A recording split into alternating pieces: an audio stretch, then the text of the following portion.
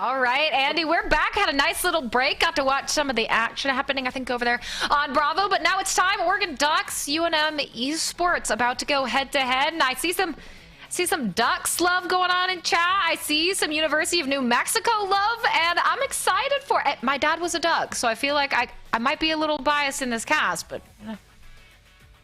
You better hope that your dad and plus the rest of the Ducks are praying because they absolutely need this match, Katie. I mean, with the University of Oregon, the Ducks sitting currently at 5-3, not exactly the strongest showcasing for their series record so far going in towards the second stage. They are down and out for the absolute count when it comes down to this division here in the Western region. For Division A, sitting at 5-3 is not going to be good enough. Not when you're in here with GCU, the Sun Devils out of Arizona State. And New Mexico, the University of New Mexico is going to be the team that you really want to be on the lookout for. They are going to be the guaranteed top 3 teams going in towards the second stage, specifically for this Division A as we take a look at the head-to-head overall. And you're seeing exactly why. Not for a lack of trying. I mean, the Ducks, 5-3, they definitely had a lot of closer series, but a lot more work needs to be done going forward as far as the second stage is concerned. Yeah, and I mean, if we're basing it off of their team mascots, that Duck's looking real carefree, but that Wolf is looking hungry. He's staring straight into his soul, and with an 8-1 season record, we can see why. They have yet to drop a search and destroy. 9-0. They look dominant in everything else, hardpoint and control as well. So I think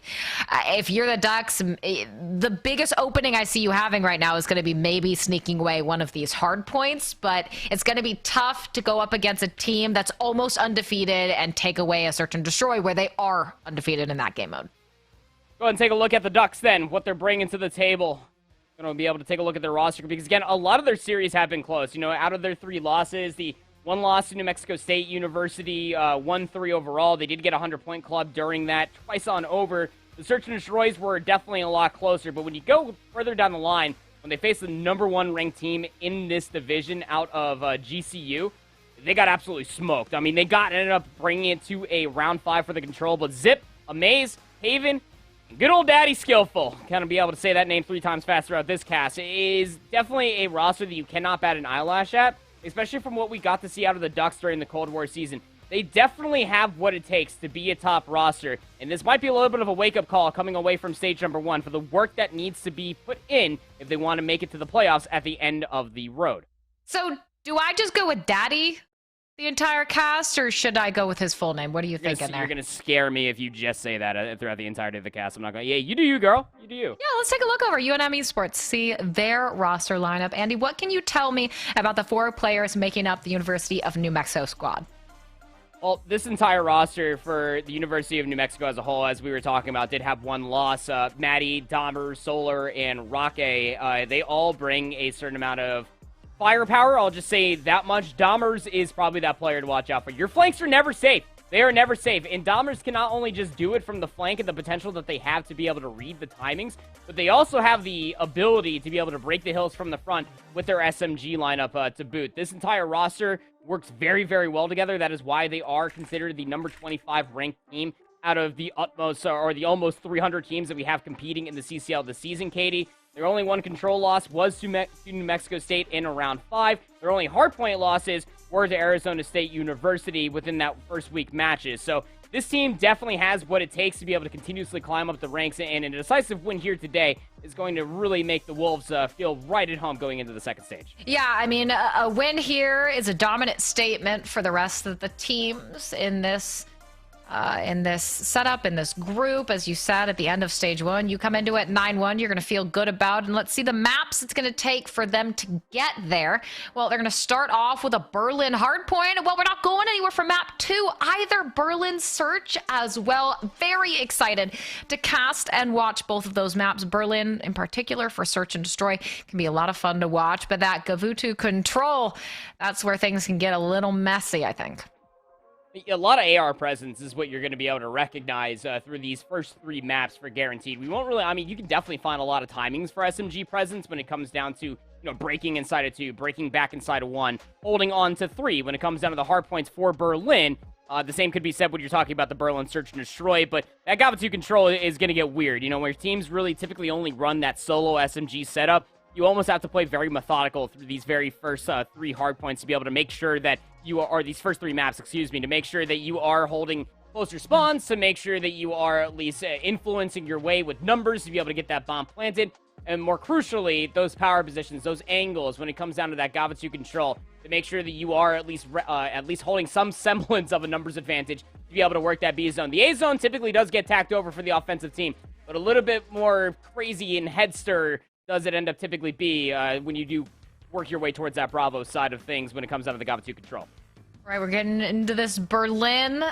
When I look at these lineups, I say this is going to have to be a must-win for the Oregon Ducks. So, Proper, when you look at this, what are the keys to success? What are the keys to victory that Oregon is going to need to check off? What is that list for them to come out with a win?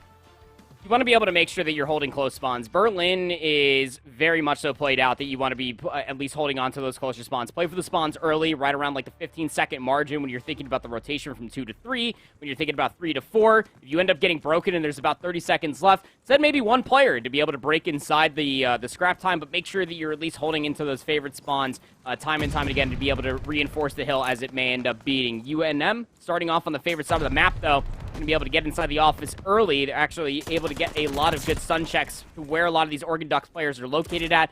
They are able to resurface themselves quite wonderfully, being able to collect off some very free kills to be able to keep this opening hill contested.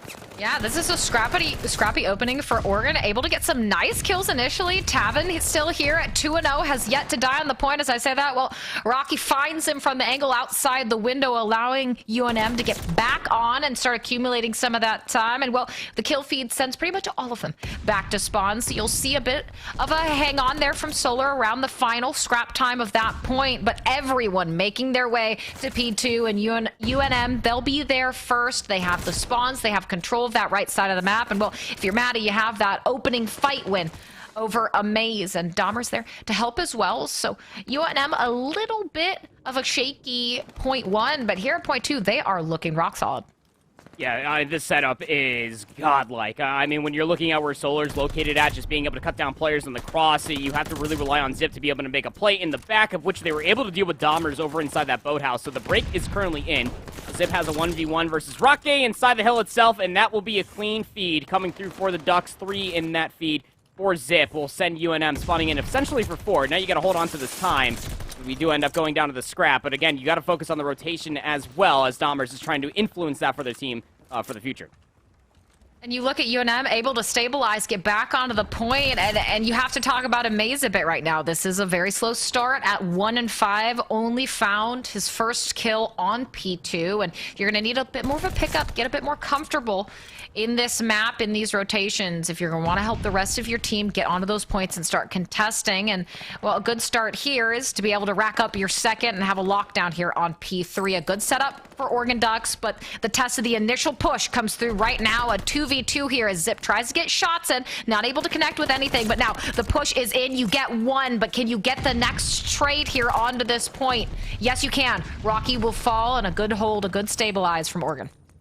Yeah, and again, it comes down to reinforcing those dock side spawns for the Ducks, making sure that they can reinforce this hill. Look at he split it. Everybody for the Lobos or the Wolves, as it may end up beating, are just really struggling to be able to get themselves up inside that hill. A very awkward engagement going up on top third for Fire, but will finally end up going the way for UNM. We'll be able to at least contest this from the front. We're down to scrap time, and when it comes down to it, UNM can really enforce a spawn trap type situation. As you see on the minimap, the Ducks are still spawning in. Solar's going to find a 4 feed for themselves.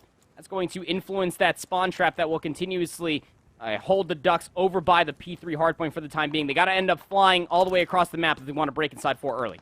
Yeah, and well, I said Amaze needs to wake up a little bit. Take a look now, 6 and 7 on a 3 spree. Cleans up Dahmer's in the back line, who is that kind of final member of UNM trying to just be a nuisance for them. But Maddie here with the trades, you will see at least one streak on the side of UNM, as Solar was able to get about 6 or 7 there. But I mean, what looked to be a great setup for them right now, suddenly you have Oregon all over your back line.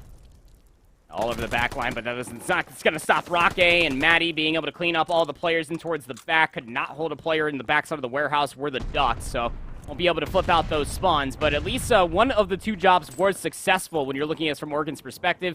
Able to at least keep things mixy for themselves and at least cut some of the time contested. But now you take a look at for the setup going in towards the center of the map for the Ducks. If you can continuously win gunfights in your favor, you might actually be able to get hardpoint time when it comes down to 5. That's a great start for them. For this P5 pops, they should be able to at least guarantee themselves 10 unless Rocket completes this flank.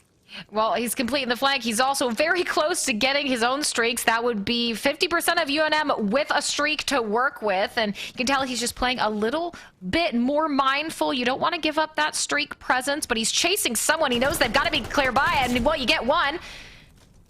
You know, there's another one above you, scrambles up the staircase, a little bit of pre-fire to see if he can connect, sees him again, but Amay as well decides he doesn't really want to take that gunfight as the first streak is in, and now Rocket pushing onto the point, deciding exactly where he wants to go, and nowhere, as Taven able to bring in the support to help Amaze out. Amaze with a trade of his own, and despite all of that, despite them getting the trades, being there to support one another, well, UNM, they are on the point, they're controlling it, and Oregon, it just seems like they've had good opportunities with initial setups or being able to get flanks onto hills, but they haven't been able to turn them into much hill time. Yeah, you go back to that P2 hill when they finally broke in with about 25 seconds, unable to hold that. It was probably the biggest difference maker in between this being very competitive with about 40 seconds in between one another. Going in towards the second set, though, UNM are holding very, very strong. 141 v 70. Daddy skillful up top of this upper courtyard area will be able to lock down Maddie in the front side of fire. So they know the rest of the hit is actually coming through from the concourse, of which the Ducks deal with in kind. This is a great first 20 seconds going in towards the second set, but it's consistency going forward for the Ducks. Well, yeah, I mean, Oregon, their slaying power, they have been right here in these gunfights, and now they're onto the hill, and I think it's just a little bit of the coordination, a little bit of the teamwork, get those comms up to snuff, and now you're about to tick over that 100-point mark, so it seems like maybe they're waking up just a smidge in this hard point, and a great job of being able to get those kill sprees. That skillful there, working on his streaks right now, as Zip tries to get into the back line, and, well, catches one, almost gets caught out, running up the side of that staircase, and instead backs off, just tries to prepare on another push for this, as you want to work toward the back of that spawn and get a flip for the remainder of these hills. But, well, unfortunately, as I say that, all the gunfights start to go UNM's way, and just like that, what was a great hold for Oregon, what was a great regain, goes right back into New Mexico's side. Oh, that would have been a big kill on the Dahmers. At least it was going to be able to guarantee that Zip, who's trying to make this push happen over by the docks, and end up really flying all the way back through to be able to break back inside. But now you're coordinating a pinch. Taven does find two on the opposite side over inside of the concourse, and now you got yourself a nice little clean feed. Not going to be able to block the spawns are the Ducks, knowing that UNM are still holding on towards those warehouse spawns. But now we find ourselves in the same situation. You broke back in, Ducks, but you got to be able to hold going forward. More kills coming through for them.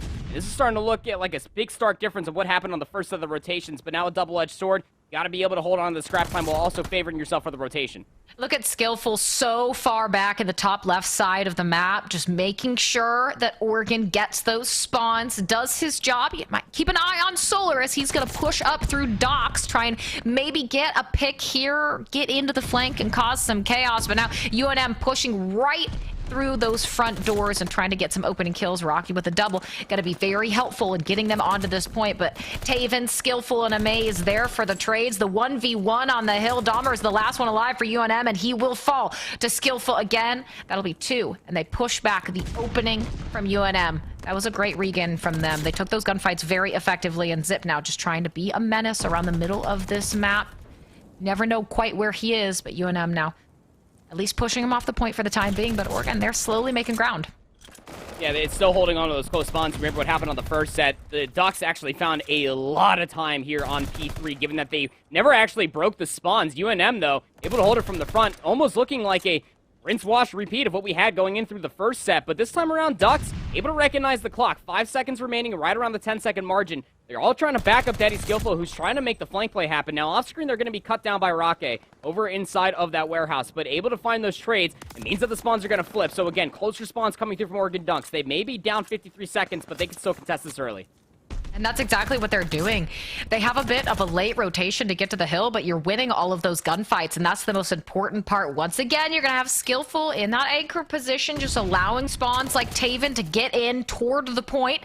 Now you're down by about 40, and you can essentially make this even if you can hold on to the rest of the time. So I just feel like I'm waiting for that moment to happen for Oregon right now where they take the lead. They seem to be playing this so well, but UNM, they're very good. They just feel like they're so good at being just a step ahead, Andy, of what Oregon is doing. Already got a streak out, too, from UNM. Oh, very unfortunate mantle coming through as Maddie will double on up, will put themselves inside of the hard point, still down by about 40 seconds, but going in towards 5. Can't exactly call for any team to be able to get an ample amount of time off this hard point, but you're absolutely right that UNM is always really feeling like they are a step ahead, not as far as the spawns are concerned, but being able to collect off the information that's coming through from the stuns, the nades, the player comms, everything else in between, coming up in all spades for UNM so far. Taven does have a double, but UNM, Solar, in particular Rocky, right there to get the trades, to keep things scrappy. Oregon on the point, continuing to reduce that deficit, but you're getting to the point now where, yes, you've been slowly picking up momentum in this map, but you don't really have time to be picking up momentum at this point. UNM, they're only 25 seconds away from closing out this map. Solar with a double, gonna get them that much closer. Skillful, can you get onto this point? Can you at least contest? No. Only for a second as Roque able to take him out, and this is a winnable point for UNM. You're gonna have to go right now, and Zip, it's exactly what it does. Gets the double kill and keeps them alive for the time being, but Solar, look at that. He does have that streak, and well, he was on a 4 spree until he gets cut down by Skillful, but UNM, they are doing such a good job of counteracting every correct play that Oregon is making. 10 seconds away from UNM closing out map number 1 here on Berlin, but Oregon Ducks, even though they were losing the battle over by P5, they made the concentrated push to go on the backside of Lobby, but the problem is now Dahmers is trying to complete the flank on the backside. You got to be able to coordinate the pinch coming through from the front. In the second set, the Ducks had a great P1. Looking to do the same thing here. Dahmers will go 1-for-1 in the upper courtyard, so the Ducks will hold strong as they finally cross over the 200-point margin. They're gonna hold strong, but I mean, you're gonna need some perfect hard point at this point. And Zip, well, a double for him there on a 3 streak right now is gonna get them that much closer. You've done a good job of holding this hill, but you have very little room for error at this point. You're going to need this scrap time. You're going to need the good rotations or the instantaneous breaks. And Solar, every second of time that you contest on this hill puts you that much closer to being able to close out map 1. But Oregon, what a great job from them so far. You need to get the scrap time. You're going to get it. And now take a watch as Taven all the way around through the back of the map. If he can get some big kills here, Andy, we might be able to see something crazy. Oh, Taven's going to come in from the back. Solar's going to go down, but needs some help inside the hill. Won't be able to stand too much taller for too much longer. Zip's got to fly. They're going to get stunned up. Can't lock down the kill. You got to get inside the hard point here, son. Bought some time for Amaze to be able to come in from the back. But the kills are all coming through from the bows, and they're going to be able to close out map number 1. Boy, did it get close in towards the end of that second set and going back in towards P1. But the Lobos coming out of University of New Mexico were able to really battle it all the way out and will close out this hard point, albeit competitive. Still a 1-0 lead as far as the series is concerned. Taven had a moment there to make the play, and he was able to get about 50% of the way through that play, but unfortunately, the rest of the team just not close enough to be able to capitalize on that moment with him. I think if the player who initially, those 2 players that Taven challenged from the backside of their spawn, if that other player can stay alive and allow Taven the time to get in on their flank and get a double kill, then maybe you can collapse in, have 2 players on the point, a little more bolstered to stop that next push from UNM. Unfortunately, that's not going to play out for them. But I mean, Oregon, they were able step by step to work their way back into it. But that only means so much when you still end up losing the map and you're down 0-1 in the series. Look, it's asking a lot, right? You know, when you end up having a strong P1, you're able to battle against all of the reinforcements for UNM continuously inside that third P1 that we had. But then you also had to be able to win the rotation. I mean, you even called out right there that you had players that were trying to win rotational gunfights. I mean, Taven, albeit getting a gifted spawn to be able to work their way back in, going 1-for-1 wasn't going to be good enough. You almost effectively had to find an entire 3-piece to be able to close out that map number 1. Maybe a late start.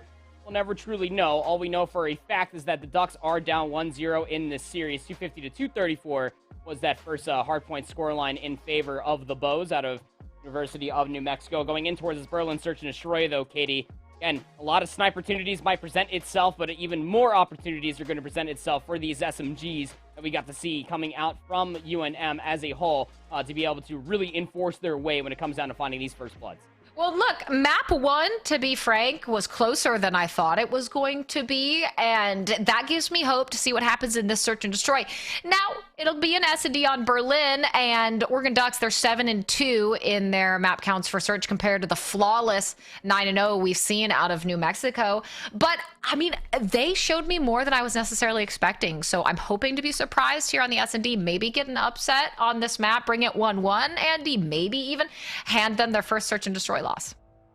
Look, when it comes down to Ducks their chemistry has to be there, right? You know, then when they fly south, they do it in a flock, and you got to be able to find that same kind of chemistry going in towards the search and destroy. Albeit that the Bows are, in fact, undefeated when it comes down to search and destroy, that doesn't mean that a lot of those search and destroys were not close and yet competitive. You know, going to round 11 versus Arizona State University in the very first week, had a couple of round 10s, a couple of round 9s, and a couple of round 11s versus other teams within this West Region Division A competition for themselves.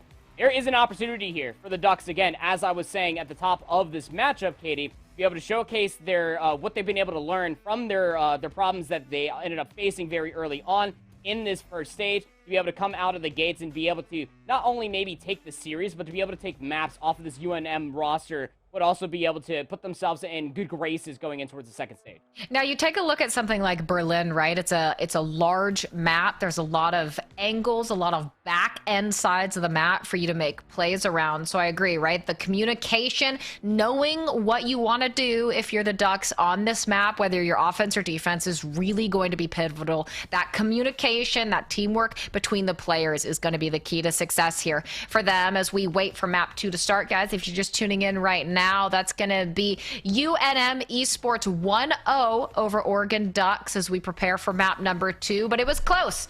It was close, 250 to about 235 as Oregon was making a push on Berlin map 1 to take it away. But I think when it comes down to that search, really the coordination here on a map the size of Berlin is going to be critical to success. It's not like a Bocage, right? It's not going to be chaos, SMGs everywhere on the map. You can get from point A to point B very quickly proper.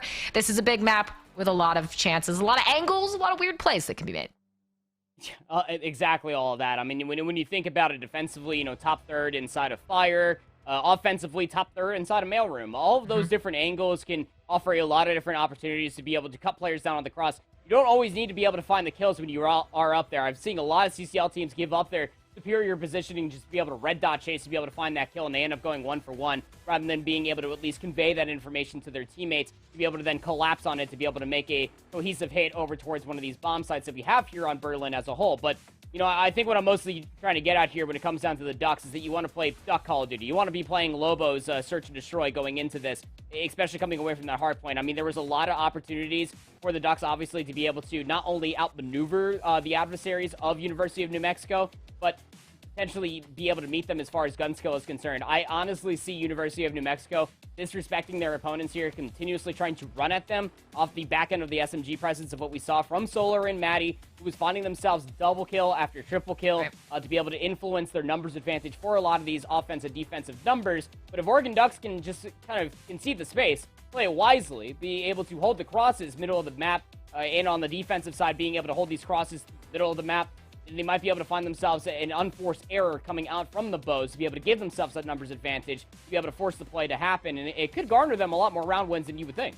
Yeah, I mean, if you can anticipate the over-aggression and punish it accordingly, make the heads-up plays for where you anticipate members of UNM Esports to be, exactly what you said, right? You can turn that aggression into round wins for yourself. But again, I think Berlin, a lot of it's going to come down to communication for them. A lot of it's going to come down to not chasing those kills. That can punish people so many times. If you know where someone is, regroup with your teammates. Oftentimes when you're maybe at a disadvantage in a map, if you're making the wrong call or maybe not the ideal play, but you're doing it as a unit and everyone's playing together, that can end up turning into a win for you. So Oregon Ducks, I think there's a lot of opportunity here for them. But as you said, if UNM's going to be aggressive as we get into the map, on a map like Berlin especially, you have the space and the distance to punish them for it. So we'll see if they can get it done. But here we go. Map number 2, UNM.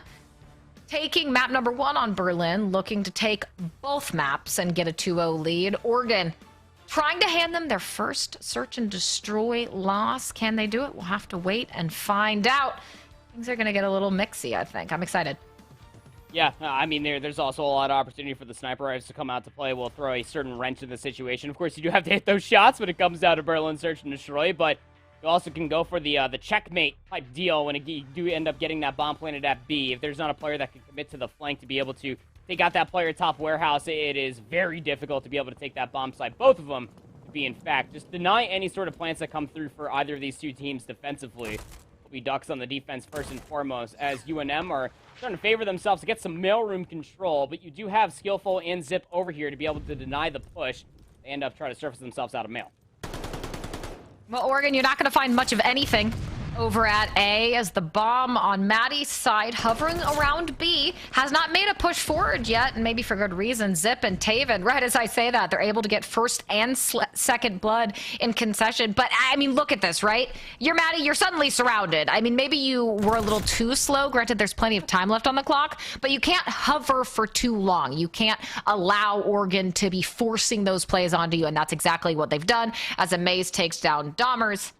And now, well, if you're Maddie, you're a sitting duck as the game crashes, and well, we'll wait for the game to get back into play. And hey, you know what? It happens. Sometimes host dies, sometimes there's hiccups, but what we saw out of that opening round looked great from Oregon.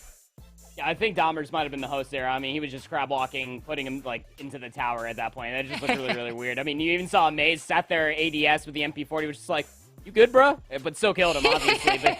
but even still, yeah, I think even of what we did see, right? You know, you got to see Zip's strength. You know, Zip, as far as Search and Destroy is concerned for Oregon, is one of those guys that can play those instigator roles. We love talking about the instigators when it comes down to Search and Destroy, especially at higher levels of Call of Duty, given the fact that they can make or break a lot of openings of the rounds. Who are your high-level instigator plays? Think like your Beezies, your Envoys, all the way up to the CDL level of play, when they end up trying to find these timings, find these avenues to be able to force their hand for first blood in sometimes even a second. And again, in 4v4 Call of Duty, you find those opening kills, you deny that space away from the offensive team.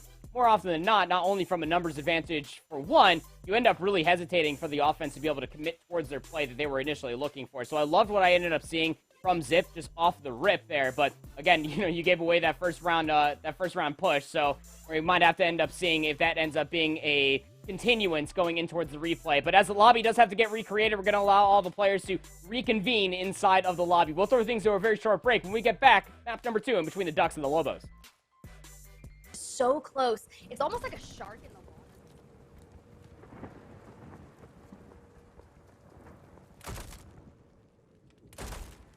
For this map number 2 at Berlin, UNM able to take map 1, 250 to 235, but Dahmers here now coming out with a first blood as they look to even up this round count. And something I was listening to Tiff there, Andy. She's talking about a pack of coyotes and what they're called. Do you know what a group of ducks is called? They're a flock. No.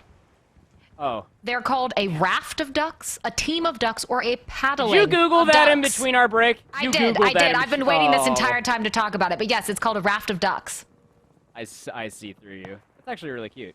Not as cute as what Maddie Spike's about to be. We'll find one. Can they get the second on the Zip? Yes, they can. And well, those rounds falling by the wayside. The first blood and the bomb being dropped in front of the B hut wasn't a clear distinction of it. You got 35 seconds for Taven. Has to essentially find an entire ace to be able to figure this round out. And well, the Bows, University of New Mexico, are. Oh, they were going to hunt him down, but actually just completely holding the space, knowing that Taven is trapped inside. Will peek through the window, and they will utterly get decimated. So, yeah, apart from any raft of ducks that may end up happening, they just simply could not soar their way towards that B side, huh? Yeah, I think he meant to maybe peek out that window, but he ended up Hulk smashing through it, and that was pretty loud. So all you have to do is turn around and look up and take him out. Granted, I mean, you didn't have any time. You had, what, 28 seconds left. The bomb was stranded in the map outside of the B bomb site. There was no chance of that being a win scenario for him. So, hey, I mean, at least you get a kill, but unfortunately you give up your life in the process. At that point, do you either yeet off the map or do you hide in the corner? You don't want to give someone a kill going into this, but we'll see. Oregon now tied 1-1 with UNM, guys. Reminder of that on the scoreboard. Oregon Ducks did have a round before the reset, so it's currently all tied up. We'll see now, Oregon on the defense, what they can do as UNM has worked their way into this B-bomb site and is looking to get the plant, and it's going down right now as Solar and Skillful are trading out shots, but it's Rocky with the first blood. Oh, great read by Rocky. Zip bursted through that door, but didn't commit to it. That's that same push that they ended up doing on their previous defense before we ended up going towards a lobby reset, and also gets the information on a maze is inside a mail as well. Keep in mind that all of this time is just exhausting so much time away from the clock. You still have to be able to clear out the backside of the warehouse. You still got to be able to find the kills up at the front. You got to somehow defuse the bomb, of which none ends up going the way of the Ducks. Lobo's, again, able to read the tendencies of what ended up presenting itself from Oregon on their previous defensive side. They found the space to be able to get inside that B hut, Katie. They planted that bomb, and most importantly, they dealt with Zip, who was that instigator in the previous go of things. Found way too much value inside of Mel, not this time around. No, not at all. And what's worse, UNM, now you have Maddie and Rocky both on 3 sprees, working their way potentially towards some streaks. That's not going to be great news for Oregon Ducks. Not only one person you have to be mindful of, but, well, half of the team. So good job from UNM there to string 2 together. And reminder, UNM undefeated so far in S&D, 9-0. Oregon Ducks at 7-2, so not far behind. But Dahmers, a nice start for them, able to get another first blood on the side of UNM as he looks to capitalize on that. Amaze forced to back off away from that B site, now hovering around mid-map. It's going to be risky if you decide to move on toward A, and it seems like they're actively figuring out exactly what they want to do. You have Maddie watching for any cross back over toward that A bomb site. Won't be able to find anyone just yet. Actually looks away from mid-map right as Amaze pushes his way forward, and potential here maybe to find a kill, but now the rotation coming in, they don't seem like they know exactly what they want to do, but they're going to have to decide quickly, Proper. There's only 35 seconds left. And it looks like that they're going to try to commit the wrap back over towards... Hey, oh, Skillful gives up the angle. We've had the freeze kill this side of the Mississippi. They just held it a little while longer. Maddie's going to be able to resurface themselves inside the Concourse. There's a maze. All shots just completely whiff. 20 seconds, and they kind of commit towards the site. Skillful will finally make their way in, but that trade on the Taven is just going to buy more time for Solar to completely re-wrap back over towards his A side. Amaze has to 1v3, won't have enough time to be able to find the plant, but getting a couple kills going in towards his next round is going to be big. If they can find Rocky, would be even bigger. It simply cannot. It's going to allow Rocky to be able to find 4 in a row through multiple rounds now, just 2 kills away from getting themselves a strafing run, but that play immediately gets stuffed. The moment that Zip jumps out of mailroom, was not expecting that there was going to be a defensive Lobo inside of that B hut, just waiting for that cross to come all the way through. Again, that really seems like the play call through a multitude of rounds now for the Ducks is just play off of the information, if not the first blood that Zip can find. It's information for sure, but if they can't even end up going 1-for-1 in those instances, Katie, well, it's going to garner a numbers advantage for UNM time and time again. Well, in Oregon, I think, unfortunately, they just hesitated for too long after that first blood came in at B, and it let UNM know, most likely, that they're going to be heading over toward A. If they'd gone immediately, maybe it becomes a different scenario. But there's Rocky. He's looking for his 5th. Can he get it? Taven scrambles away. Dahmers is there with the support in the back line to help keep Rocky alive. But now a 3v3 Amaze. A nice angle here to take Dahmers out where he doesn't expect it. A lot of cheeky areas there, but Solar gets the trade now, and a 2v2. 50 seconds left on the clock. The bomb once again left out in the open. Skillful is going to know that the bomb is down, relays that information, but it's Rocky with 5. It's Rocky that you keep feeding kills to, and Skillful, if you're not careful, you could hand him a streak in the process. I don't know what the Oregon comms are, but they should be very aware of that fact. If you're Skillful, this is most likely not a round that you're going to be able to win. Back off and just wait to see what happens. And I wonder, though, as I sit there, did he see the bomb at all? Or did he just give it up intentionally? The way he's looking at it, hey, good news you took out Solar, but now Rocky's going to try and get that plant down, and, well, the shots come in fast. He gets someone to Rocky, not enough to be able to take him out, but Rocky now going for the plant. Skillful knows that's the only thing he's going to have the time to do. Throws out the grenade, not able to connect. The bomb is down. Rocky is out of there. Skillful, what do you do now? Completely rewraps going on the backside. He completely outplays Skillful. Dom hop on the bomb. He'll find the last kill necessary. We'll end up getting the strafing run to boot, plus a big old 3-round lead. Again, it's that one round that Oregon are able to get for themselves before we ended up getting a little lobby reboot. But most importantly, Rocky able to get themselves 6 in a row through a multitude of rounds, gets the strafing run, completely outplays Skillful, who, again, I mean, when you're thinking about the timing of it all, not almost expect that Rocky was going to be able to find the timing to come back up through the upper courtyard area, and completely gets themselves, well, bamboozled. So now, 2 rounds away. I thought, Proper, that he knew the bomb was down.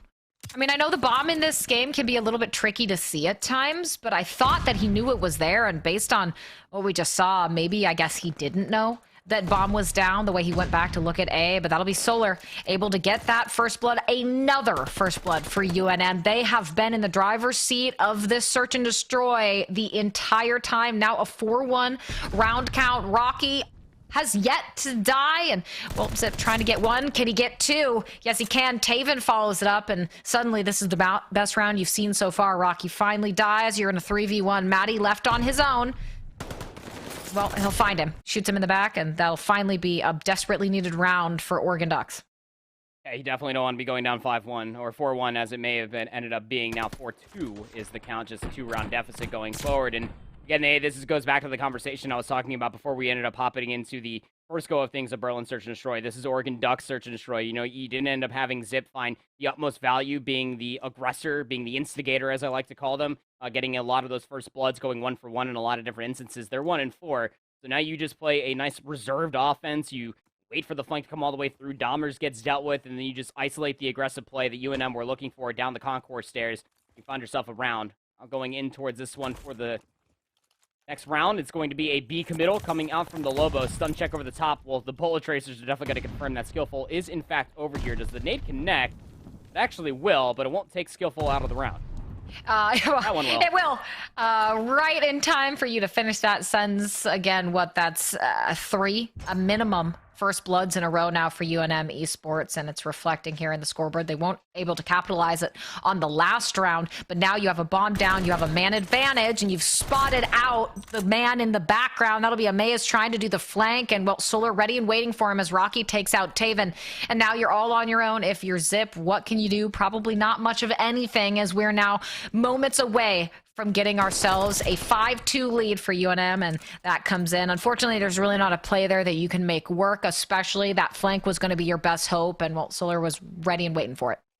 Yeah, the second that you missed the first jump going up top there to clear it out, it was all just done and dusted from there on out. I mean, it was an uphill battle to say the least. Like it's a checkmate mentality when you do get that bomb planted over at B. If you can't clear out the warehouse on the first instance, then it's pretty much going to go in the way of the offensive team that does have, obviously, the numbers advantage and the post-plant setup of what we saw from the Bows. Now going into this must-need round, everything going forward is must-needed. You're down by 3 rounds. 5-2 is the score line. Oregon Ducks are going to commit their way towards A. They're leaving Skillful behind to cover over towards the mid-cross, but the Lobos have read this. They got players aggressively set up here on the A bomb, Katie, expecting that this is going to be the bomb site of which the Ducks are committing to. Well, and it's a smart one, right? Because you have to remember, UNM, they do have at least one streak to work with, so B's going to be a significantly riskier bomb site to go to when you're in desperation mode. But as we say that, desperation is paying off. Amazing, Skillful get first and second blood. Dahmer's trying to evening the odds, manages to get one and back off and keep his life. Solar there to keep it now at a 2-2 man count. Oregon playing for their lives. Zip spots out Solar, tries to wrap around and catch him pushing out. Solar a little smarter than that, just waits for the push, and what a play he's making right now. Knows to expect it, but well, he gets the better of Zip. I thought maybe Zip would get good timing on him. Unfortunately, the answer to that, no. Solar now 4 kills in a row, and Taven in a 1v2 to keep them in this series, to keep them in this map, and he's been stunned. They know exactly where he is, and well, he tries to get the shots into Dahmer, connects with a couple, but he gets collapsed on, and a good attempt out of Oregon. They had a moment there, but that play with Zip, especially in the backline, seals the deal. UNM 6-2 win. We'll take a 2-0 lead. Still undefeated in search, by the way. Take a 2-0 lead to boot, and yeah, you know, that's just really, I mean, this entire round, you can really just thank Solar for, was that lone automaton player over in the upper courtyard. By holding that position, they were able to actually deny the bomb plan. You know, you got to be very, very careful with where you're trying to plant that bomb, Ducks, because if you give yourself just a little bit too much ankle on the opposite side of that bomb site, one automaton is going to have that clear-cut angle across the doorways in the upper courtyard to be able to gun you. But most importantly, as you were calling it as the play was happening, was able to completely recognize, hey, my flank is not fully clear. I don't have an island player over on the B side. They ended up getting shot inside the lobby from Zip, who was, again, trying to be that instigator, and then got completely outplayed. The sprint to fire speed absolutely came back to hurt them there at the end. We'll take a look at a couple of the stats, and I'm not going to lie, I think we're going to get a clear-cut recognition that Rocky absolutely went AWOL. Solar was right there with them.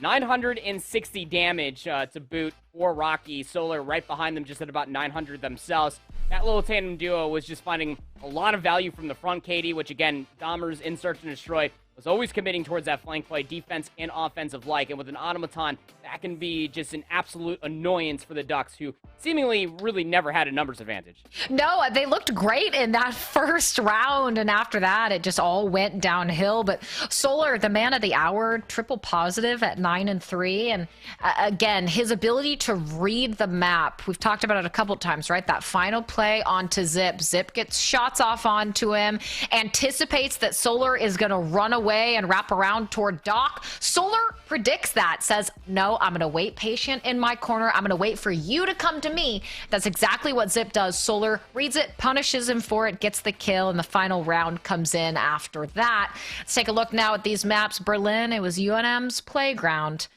The closest map being the first one, looking as strong as you'd expect from a 9-0 undefeated search and destroy team. Make that 10-0 now, and Gavutu is where it's going to come down to on the control. And does Oregon have the manpower? Do they have the slaying power? Do they have the teamwork proper to take out this control? Need I remind you, they're 3-3 in control right now, and UNM, well, they're 5-1. A handful of those maps that were lost, I believe that 2 of them were a round 5. The other one became an absolute barn burner of, I think it was like a 3-0 loss to one of the other colleges within this Division A of the Western region. That said, though, I mean, that one loss is going to be holding over the heads, I'm sure, when it comes down to New Mexico. The simple given fact is that it was a round 5 loss. I think you got to be able to look at this at 2 different tails of the tape, right? I mean, if you can hold out on your defensive rounds, don't allow the Lobos to completely overwhelm you for the Ducks, then you might be able to stretch yourself towards that round 5. Then you got to be able to look at the kills to be able to keep it even to guarantee yourself that round 5. That round 5 defense, I should say. That is the immediate win condition when it comes down to the Ducks. You don't have to be the aggressor. Winning offensive rounds would be great if the opportunities do present themselves to you, but making sure that you don't throw away too many lives, don't give New Mexico too many opportunities to be able to cut the map away from you, to be able to give themselves an offensive round win. Most importantly, give themselves that kill life lead, as we do know here in control as far as Vanguard is concerned. More kills, the merrier. It'll give you that defensive round. Well, it's so hard, too. Gavutu is a map where you can punish. If you catch someone in a spawn trap, in particular on this map, it can be impossible to work your way out of it. That is one of those things Oregon is going to need to be hyper aware of. You cannot allow the aggression of UNM to push you back into your spawn, get you surrounded, and keep you really pretty much locked down. If they can avoid that, everything else that you said as well, I think there's a chance here for them. But it's going to come down, I think, to the slaying department as well. You cannot afford to lose lives early. You can't afford to have that life deficit going into these early rounds. At least keep it mixy, at least make it a bit of a contest. UNM, though, they've looked good. They looked good in the hard point. They looked good in the S&D, and from the way they've been playing, it was good, even better map 2, and who knows, maybe we'll see the best form from them here in the control, and if they do that, it'll be clean 3-0 sweep. 2 sweeps for us today in the making. Gotta be watching out for Solar. Just came off of a very fine last round there on the Berlin Search and Destroy, and they're currently leading their team as far as overall KD is concerned on control, but what an opening rip coming through from the Ducks. You call it a raft of ducks? Paddling, is that what it's called? A raft, a group, or a paddling of ducks, yes. I mean, that's just adorable. Hey, there's more water on this map. No, I'm not surprised that they already have a tick into A. They have a kill lead. No, doing their thing. They're in their environment. They're got to be feeling that at home. I mean, I don't really know if ducks actually exist on the Solomon Isles here on Gavutu, but might be another Google search away. Ducks. I feel like ducks are everywhere. But anyway, I think the Ducks are finding themselves in a really good opening. The only issue is that they're actually losing the battle to top ship, which will be Rocky, who actually drops down. That's a 4 feed for the Bows, and that's going to completely hold the space for now as the Ducks are sent back to the spawn, trying to recontest the space, get back into one of these zones. Losing that hold on A is brutal. It's going to eat up a lot of time now for them as they look to regroup and get another push in. I think if you can win a maze, that 1v1 onto A, at minimum, you get that second tick in. You can start working on the entire capture for A. Unfortunately, that's not how it went for the Ducks as they start to give a little more of a push through the top of the map to try and surround this A point. If you're skillful, you're going to have to be mindful the fact that you have Solar hovering around B as he looks to get into a gunfight with Dahmer, is able to win that, but at risk now of being shot in the side by Maddie. Well, ends up getting shot in the back as they look to lock down A. They have about half a tick left, 21 seconds, and they're pushed off. Maddie with the triple kill. I almost was about to wonder, is UNM gonna give it up? Well, Maddie said, no thank you, I'm pushing you off the point. You thought you had time, you thought you had it locked down, but now you don't. Rocky there with the backup, and look at all of that progress in the third tick just disappearing proper, and what a play from Maddie. Seconds, gotta hop on if you are the Ducks to keep this play alive. They simply will not. I think that life lead ended up dwindling all the way down to about 2 in favor of the Ducks there at the end with all the trades that started ensuing for itself, and that'll be quite influential. I mean, you talk about a risky go-for-broke play for the Bows there at the very end to be able to stop that A push. If Maddie does not find that 3-piece, they are down horrendously, and I don't just mean... He was 0 and 6 going into that triple. But even still, I mean, they were down to, like 11 lives at that point? You know, you lose that one gunfight for Maddie, you're down to 10. 2 more players were around the corner that Ducks were going to hold the numbers. They would have actually had an opportunity to be able to win an offensive round. That would have been massive. Skillful has a great first round, so does Taven. Double positive 8 and 4. Now looking to create the same success as Amaze gets introduced to a red barrel over by the Ducks. Those red barrels, they don't play around. One errant stun, and, well, that's a life eaten up. But Taven and Skillful looking to make up for it, getting a nice series of kills opening here. Another early life lead for them. Rocky and Co doing what they can to pick that apart. Now down by just 1 life as they push onto this A point. Only a sliver of time, but Amaze here to just kind of be a nuisance. Misses Maddie off the left side of his screen, gets punished for it, but Skillful, again, doing such a good job alongside Taven of just putting pressure on this A point, forcing UNM back. And, well, look at that Zip with a triple. We saw one out of Maddie, and now we'll see one out of Zip on the other side of things. So we talked about those spawn traps that Oregon needed to be worried about. Well, turns out it was UNM. Zip's on a 5. One elimination away from getting themselves to strafe. Now Maddie will cut them down. That would have been massive, but what's even bigger, we're down to 27 seconds here for the Ducks, Katie, and take a look at the lives. They're up by 10. This is an influential defense if I've ever seen one. Yeah, it's going to even up the control score 1 apiece, but even still, when it comes down to that round 5 for control, you're mostly going to be looking at getting that life lead count, so that way you can guarantee yourself the 5th round defensive side. As Skillful will find themselves another flank. Should be kill number 4. Nope, Zip's going to take it away from them, but even still, such a massive play coming through from the Ducks, not only to be able to find themselves value with returning the fire back inside of that A zone, but then layering on the pressure. You talked about the spawn trap that can ensue here on Gavatsu, and the Ducks absolutely run home with it. They are looking like the team who's 5-1 record on control right now, not 3-3. Again, you go back, right? You mentioned it. If Maddie doesn't get an incredible triple kill after being 0 and 6 on that first round, it's a very real world where Oregon Ducks are up 2-0 and just a round away from forcing a map number 4. And now UNM, you are on the defense. Can you stall out what you were able to do in the first time when Oregon was pushing onto this A point? But wow, Oregon, they have come alive. Their slaying power looks dominant so far, and Amaze on a 4-spree potential here for Streak. If you can get one, well, can't get anything. Rocky with the triple. Battle over top boat. It's actually going to go in the way of Taven, who's now on a 3-spree. No streaks to speak of, but able to at least get themselves maybe 4. No, Maddie's going to shut them down. The MP40 diff absolutely hits Taven in the face, but as you're going back to the respawn screen, UNM cannot afford to get over-aggressive. They have to win this defensive round as convincing as possible to really start tacking on that life deficit that they face off the previous 2 rounds. Oregon now down by 3. Maddie trying to recreate that nuisance point that Oregon did so well when they were on defense in the prior round. He's able to get one more in Skillful before Taven trades him out. And now Oregon Ducks have some room to push forward into the map. Amaze follows it up, and they should be able to get control of A here. And you need to, because you only have 26.3 seconds left.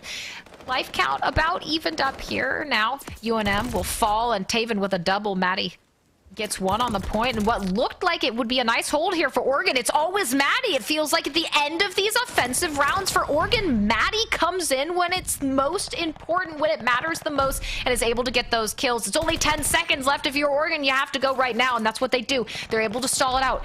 9.1 seconds left proper, and lives are starting to dwindle. Oh, Zip, that was such a difficult kill. I mean, even Solar got the first opening bullets with the rat pistol.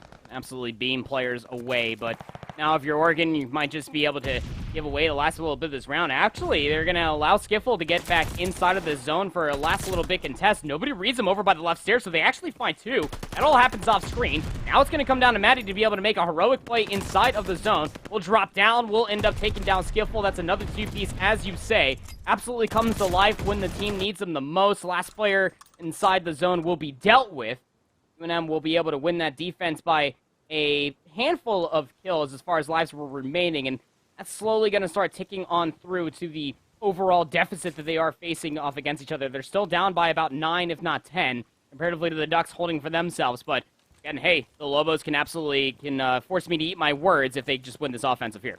Well, hey, Maddie started out 0-6 round 1. Now we're getting into round 4. 14-16, the most kills on his team. But look at Taven, 22-10. But this is now a must-win defense. And hey, a double kill from your team for the first and second blood is an excellent way to start this off. But you have to hold on to that raft for dear life, Proper, because if you lose this, it's all over and a sweep will be handed to you.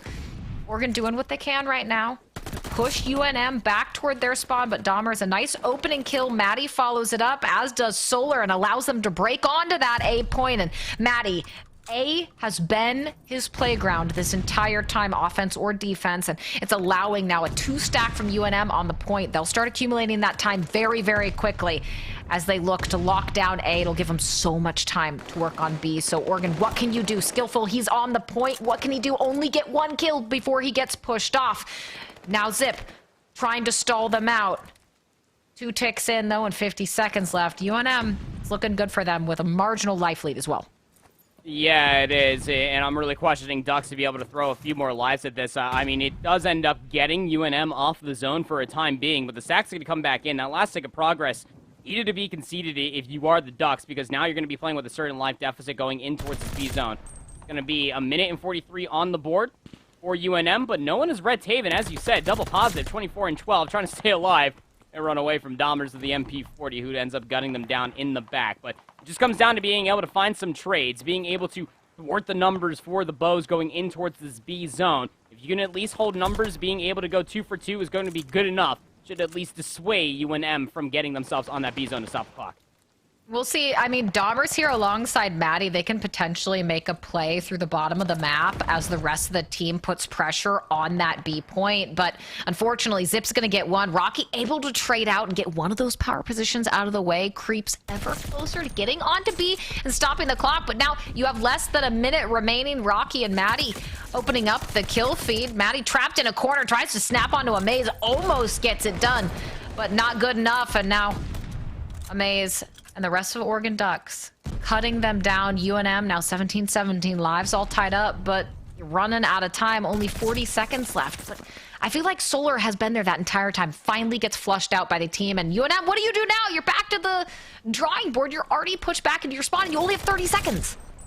You got to be able to commit towards this play that's happening over by the ship. The issue is that Taven needs to be dealt with at the same front. They're going to have a great cross angle over on top concrete. Now Dahmers with the set nade's going to be able to take them down. Solar's trying to make the play happen in towards the back. Big gunfight versus Maze, and we'll be able to find it. So now the line of scrimmage will push up towards that 25-yard line, more or less, for UNM to try to assault this B zone. 8 seconds remaining, 2 life deficit. You got to be able to get on the zone to stop the clock.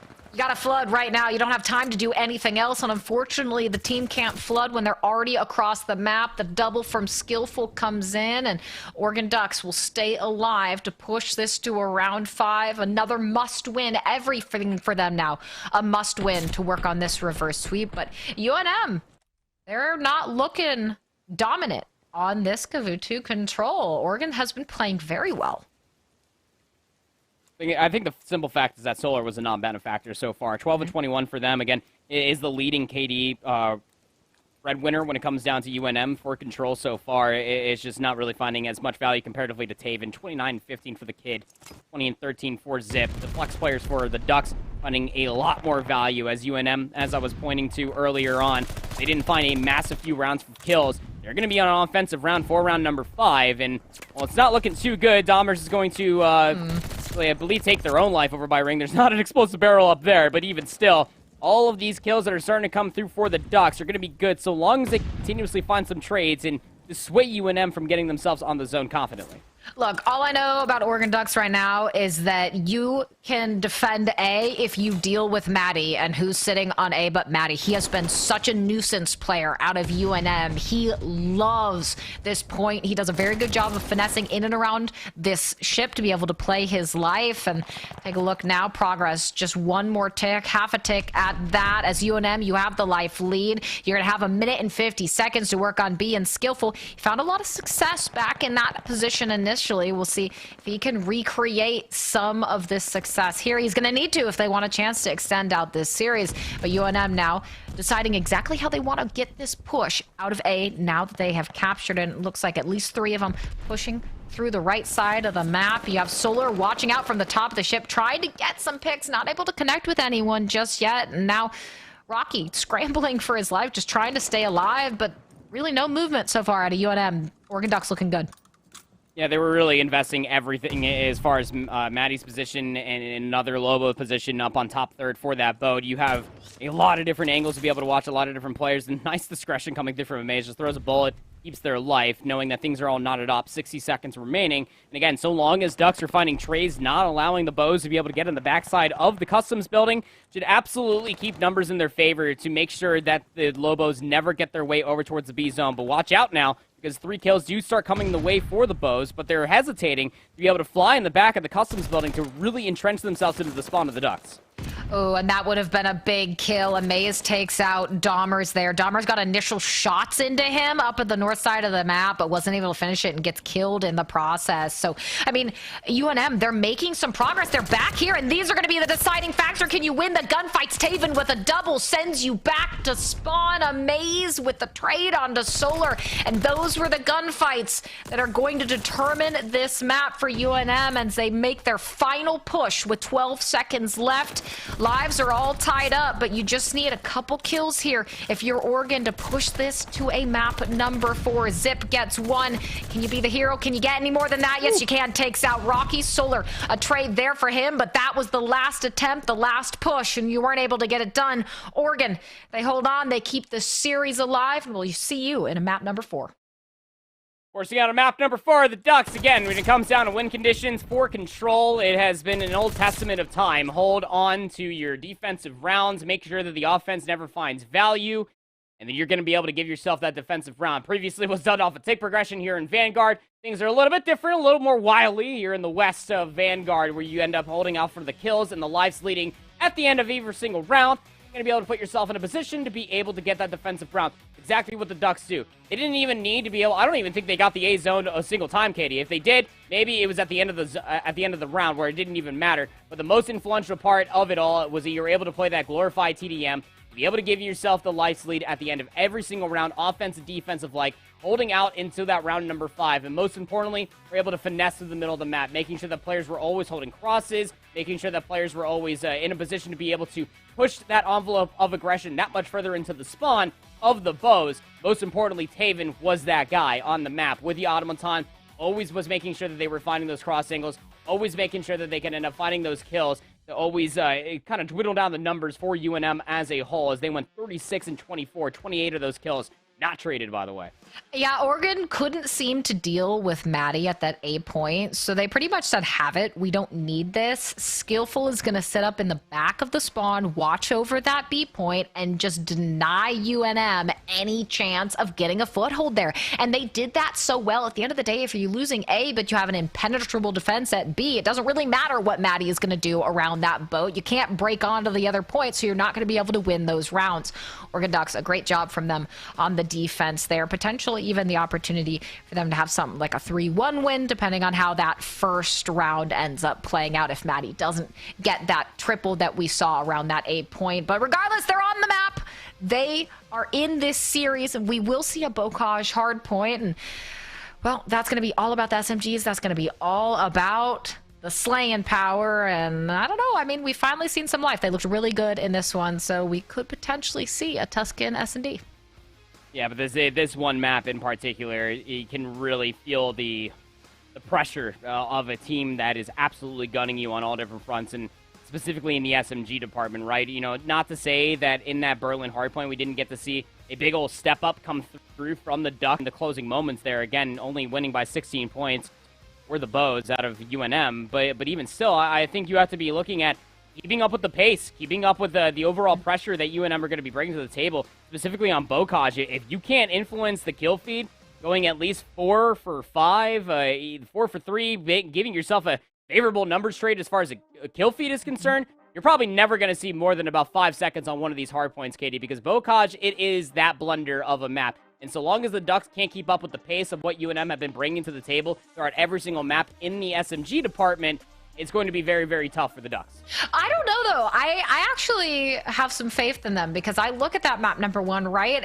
Yeah, I mean, you only had till 250 points and they weren't able to get it done. But progressively through that map, they were looking better and better and better. So I think they can do it. I think that they can potentially push this to that Tuscan search and destroy. It was a close map 1, despite how strong those SMGs were, as you said, on the side of UNM. So I really think the beginning of this map is going to be pretty pivotal here for the Ducks. Can you start out strong? Can you get some early hill time? You don't want to go down in that P1, which is chaos. It's right in the middle of the map. There's about 8 million angles and areas to get on to that point. So if they can hold that down, at least contest it, deny a large majority of that time to UNM, I'm certainly thinking that they can make something happen. They looked good in map 1. They looked better than I thought I would, so who knows?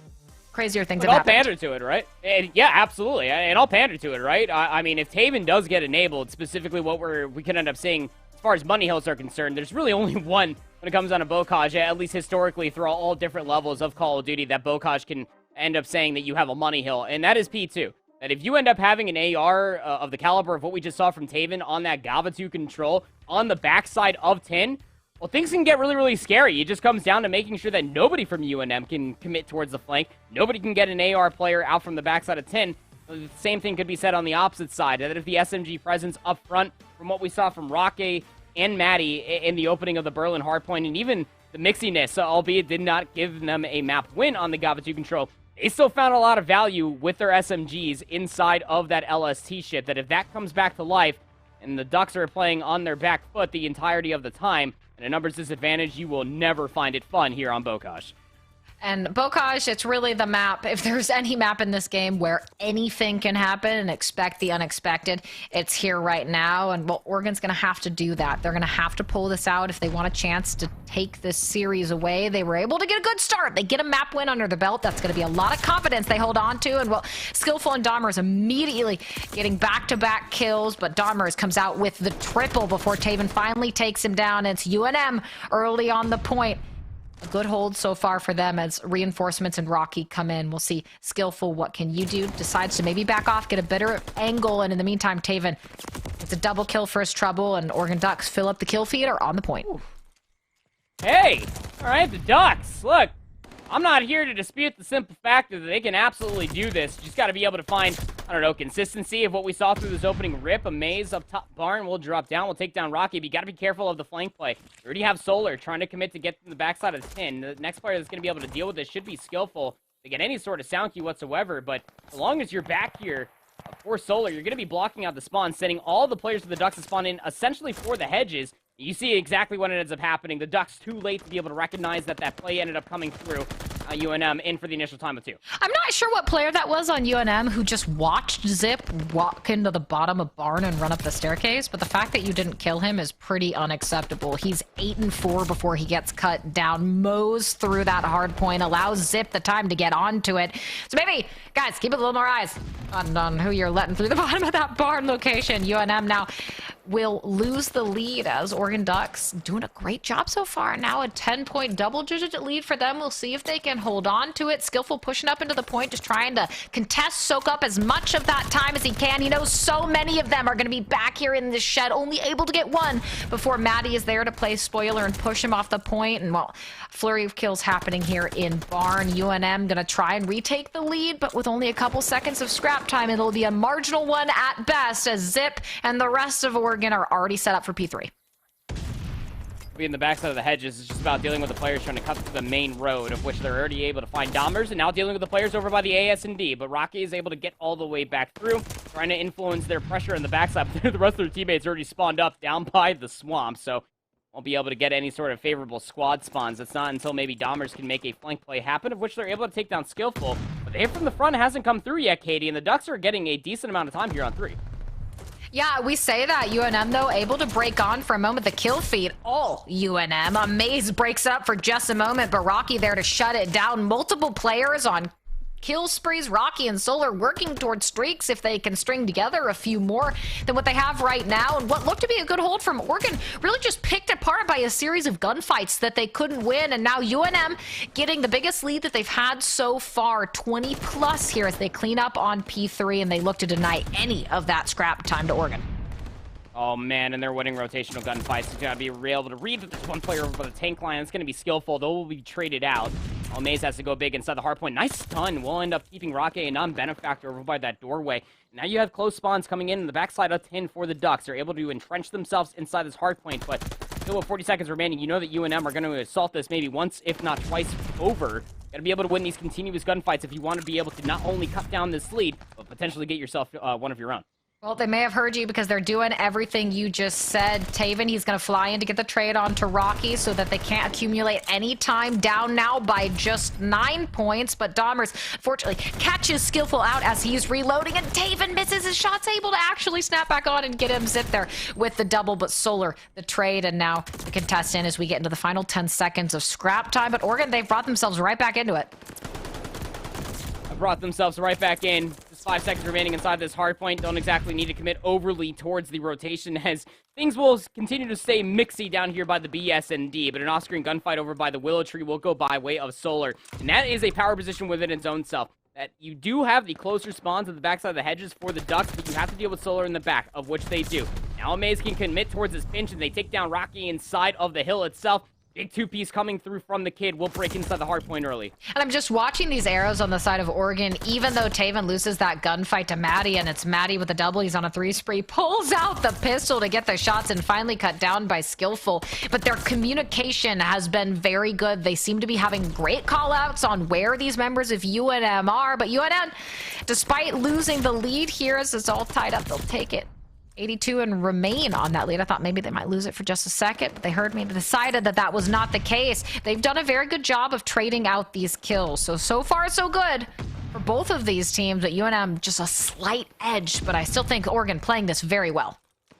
Oh, Amaze made some noise, but Dahmers actually committed to the play inside of the barn instead, and they're playing overly for the future. They're trying to make sure that they have these back 10 spawns, and that could actually come back to bite you in the rear end more than anything if you are UNM, given the simple fact that the Ducks are at least looking towards the middle of the map to at least confirm this position for themselves. So you got 2 players trying to hunt down Dahmers in the back. They will find him. But again, that bought a lot of time for the Bows to be able to surface themselves back through the middle of the map. Maybe put a foot or 2 inside of the hill, get themselves about maybe 5-6 seconds of time.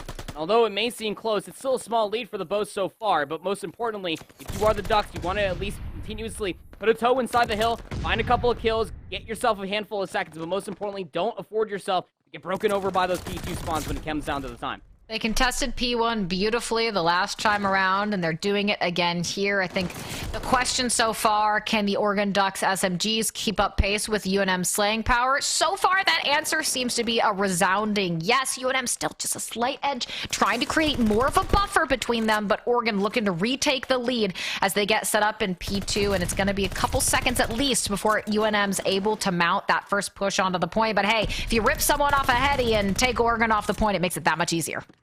Yeah, now Solar can contest from the front. They know, due to UNM, that a lot of this battle is actually coming from inside of the barn. Maddie's going to try to contest it inside of barn, but this is still buying a lot of time for Bows to be able to contest from the front inside the hardpoint. Most importantly, who would have thought here on hardpoint, you do need some time. Amaze gets Vixie inside the barn. That'll be a 4 dead.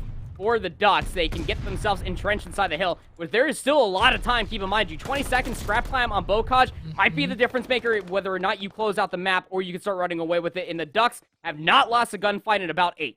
No, they have not. And Amaze, he's on 4. That kill feed finally broken up by Maddie, but just for a moment, Amaze now so close to being able to get himself a streak, backs off, almost dies, trying to play his life as Solar unfortunately takes out his teammate in Rocky. Amaze, so aware of the potential for streaks that could push them to that game 5, and well, he's able to get him. UNM on the point. Amaze finally cut down, but this is a solid lead for Oregon right now as long as they can break onto this point and at least contest some of that time. So far, so good for the Ducks. That streak could decide it.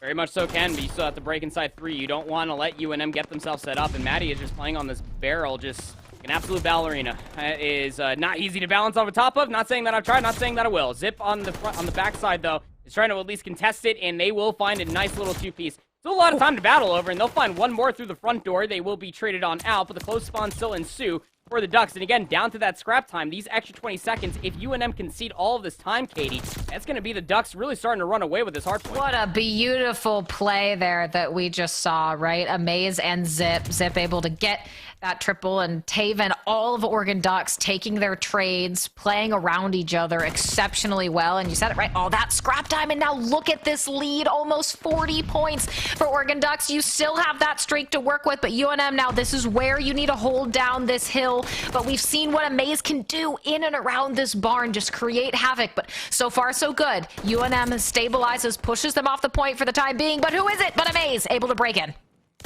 Evans, who's playing mostly with the Automaton, is 33 and 23, by the way. Yeah, you do have streaks on the backside of the Ducks, but Taven's been doing a great job at making sure these longer lines of sights are completely denying UNM from getting themselves too comfortable to be able to make pinch plays, be able to break in from a multitude of different side angles, but they're still entrenched inside this hard point. Gotta deal with Dahmers. Maddie's also here. Nice collapse coming through from the Ducks to be able to deal with those remaining 2 players, and again, it's down to the last 20 seconds. Through the past 3 hills now, Katie, the Ducks have been able to contest for the back 20 seconds, have been able to get all of it, forcing UNM to make a play. Do we hit it one more time? Do we get set up for the next upcoming hard point, of which they're going to go try to play for the ladder, try to get themselves set up for 5, but again, it allows Zip to be able to make a very influential play like this, where they find themselves yet another feed, killed number 30 in a row for Zip.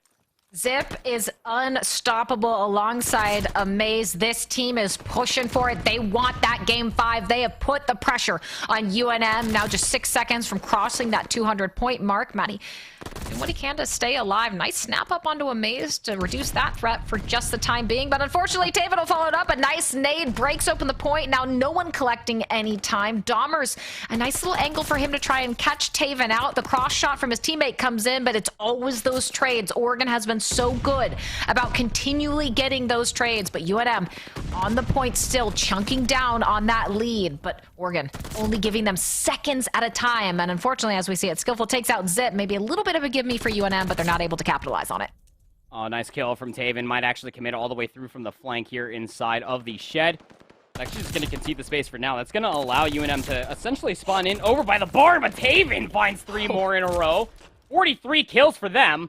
As I was saying, I mean, if you continuously enable this guy coming away from the Gabatu control, it's absolutely putting UNM in the blender, but they can still battle back here. 40 seconds is a massive lead that the Ducks have over the Bows' heads, going in towards another set of hard points in every single kill that is constantly being traded out from Ducks and continuously enforce their way from the power side of the map. They are unstoppable right now. Taven is playing so well. Amaze here with almost a minute and a half of hill time on the side of the Oregon Ducks. UNM, once again, they're on that point. They're keeping things scrappy. They're winning more of these gunfights. Rocky here with a double. Now Solar is on 4. Rocky's on 3. Maybe some streaks to try and even it out. Don't forget that Amaze still has one. But now a standstill, no one willing to overcommit, no one willing to give up these spawns, but a huge double, a huge win from Taven onto the point will give Oregon the hill in about 3 seconds.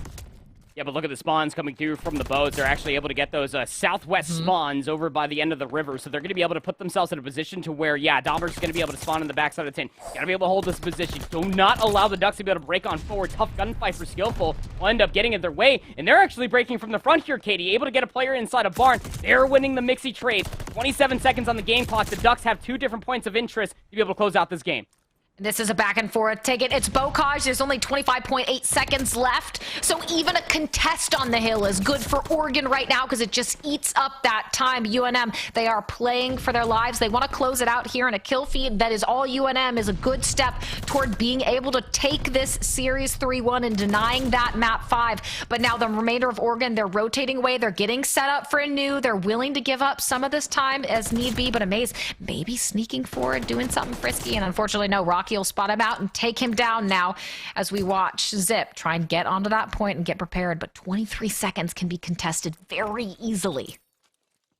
Gotta be careful, though, because, I mean, the Bows are progressively through 2 different hard points now, Katie. I've been playing for the spawns first and foremost, so they're going to be able to reinforce the hill, but you gotta be able to win the gunfights as well. 3 kills do come through from the Ducks. Solar, the only one to find a kill. Now 15 seconds are all the Ducks need to force a map 5. It's all they need. It looks like they're getting ever closer. The final gunfight's coming in. Amaze, can you survive? Well, Skillful there to support your Solar breaks onto the point for just a second as Skillful able to get 2 alongside Zip to keep them alive in this series. Let the final seconds tick in. Oregon Ducks are pushing a map 3, or a map 5, excuse me.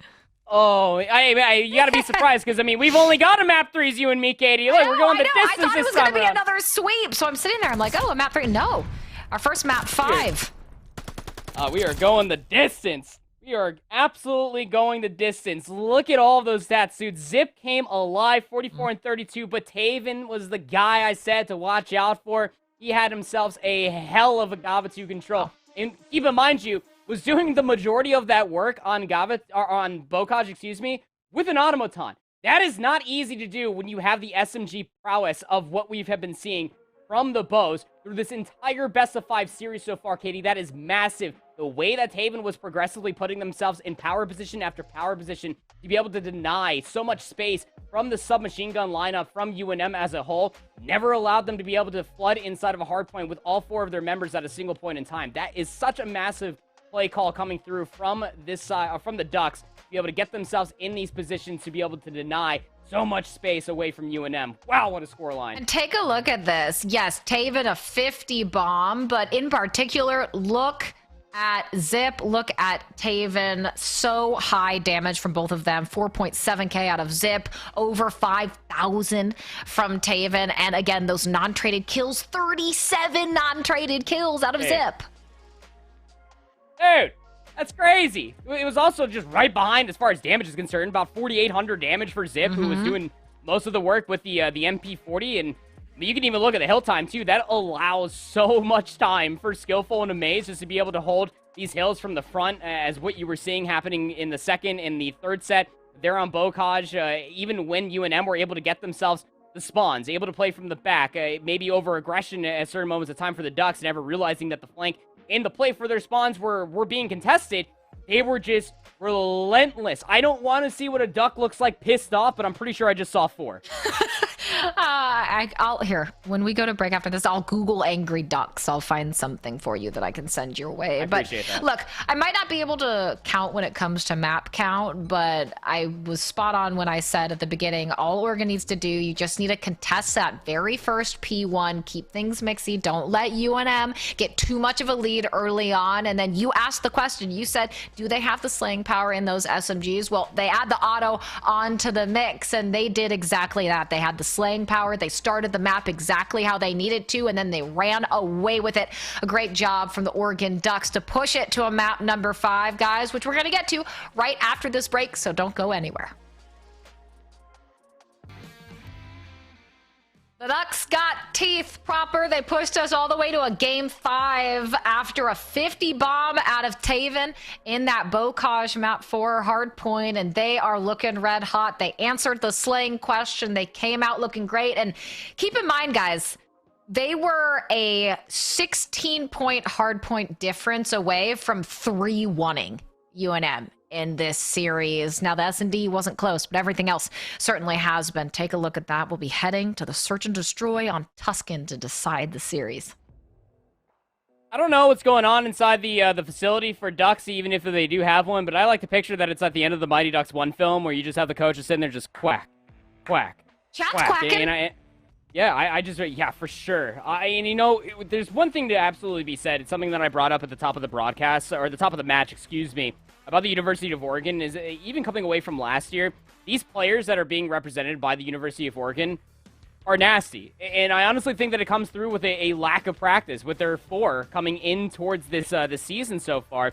And what wasn't really looking like a tough division, but ended up being a very tough division as a whole here in the Western region. And you're really starting to see what this team has to offer. Being able to take the number 25 ranked UNM Esports roster, the Bows, to a map 5, potentially put on the cards for a reverse sweep. Now, the Search and Destroy, to your point, was a 6-2 in the favor of the Bows there on Berlin. But when it comes down to Tuscan, quick plants are absolutely going to be your favor. Quick trades soon to follow. we'll have to see it all plays out as UNM are on offense first. What an upset story it would be if they win this. Dahmers, though, with the first blood, not only hand them their first S&D loss, but get that reverse sweep upset.